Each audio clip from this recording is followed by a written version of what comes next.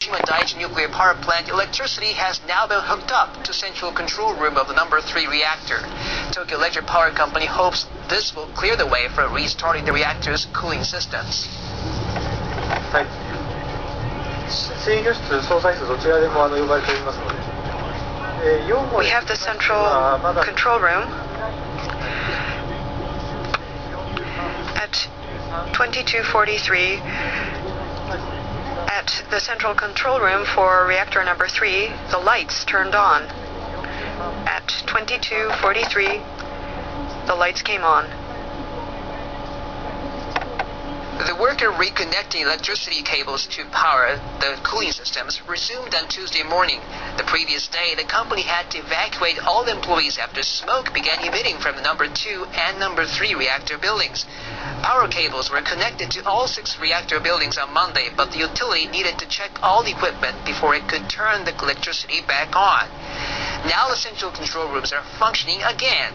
TEPCO will be able to monitor the temperatures and water levels in the reactors as well as the storage pools holding spent nuclear fuel.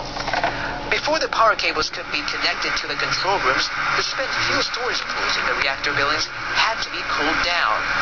On Tuesday evening, special pumping trucks sprayed water onto the number 4 reactor building for 3 hours.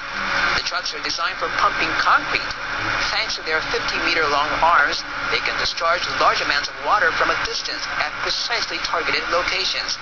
Similar trucks were used to seal the Chernobyl nuclear power plant with concrete after its meltdown in 1986.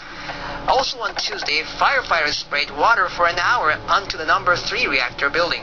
They have now spent over 20 hours spraying the reactor storage pool, using a total of 3,600 tons of water.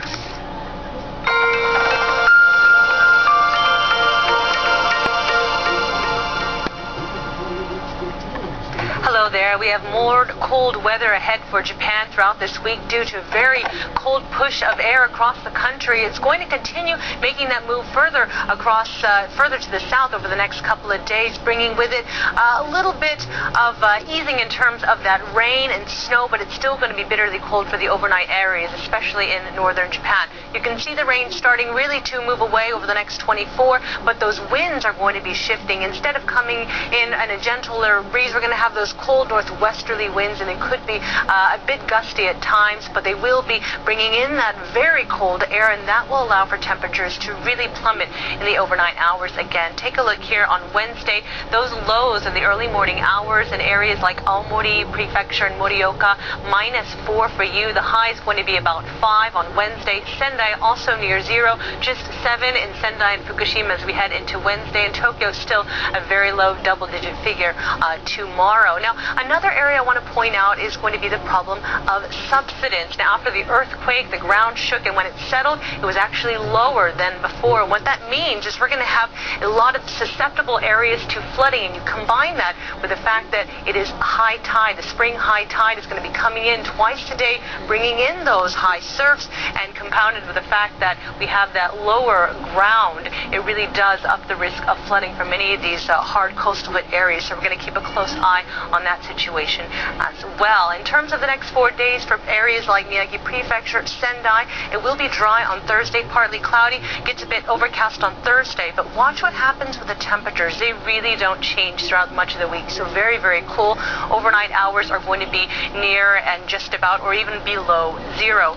Iwate Prefecture, Miyako City, very similar conditions, only you're going to be looking at the chance and risk of snow showers. So Wednesday, Thursday, Friday, similar weather, but 4 degrees on Wednesday, so incredibly cold here, and it gets a little bit cooler on Thursday, early morning hours as well. Finally, we wait until Saturday till we have those drier conditions, but of course we will continue to look out for that as well. All right, I'm going to leave you now with your extended forecast.